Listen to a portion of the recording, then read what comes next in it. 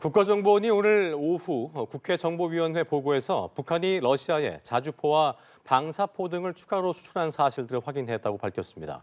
또 북한군이 러시아 공수여단이나 해병대에 배속돼서 전술과 드론 훈련을 받은 것으로 파악했는데요. 네, 자세한 이야기는 취재기자 연결해서 들어보겠습니다. 최지원 기자. 네, 국정원이 북한의 대러무기 추가 수출 사실을 확인했다고 밝혔습니다. 조금 전 국회 정보위 여야 간사들이 국정원의 보고 내용을 발표했는데요.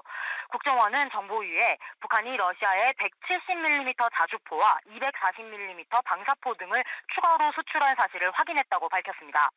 그러면서 이 무기들이 러시아가 기존에 사용하지 않던 무기들이라며 북한 병력들이 이 무기의 운용을 위해 함께 파병됐을 가능성을 제기했습니다.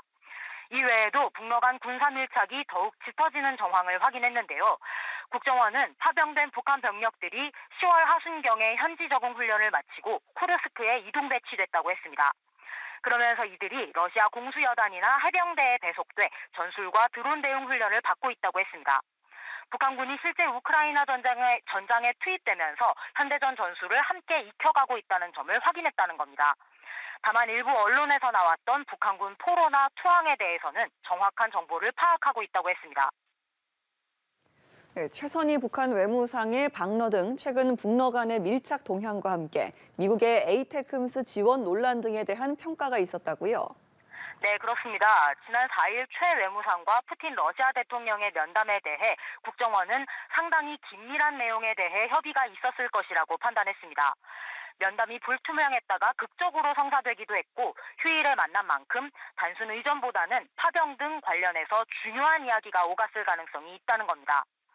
최 외무상의 러시아 체류 기간도 길고 그 사이 북러 전략 대화 역시 있었다는 점에서 신조약에 따른 전략적 협력을 확대하기 위해 방문한 것으로 평가했습니다.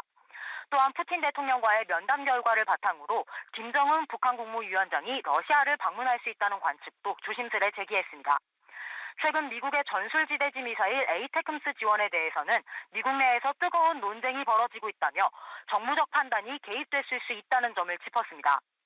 그러면서 우크라이나 전쟁을 대하는 미국의 트럼프 신행정부와 지금 바이든 행정부의 입장이 다른 점을 인지하고 있다고 밝혔습니다.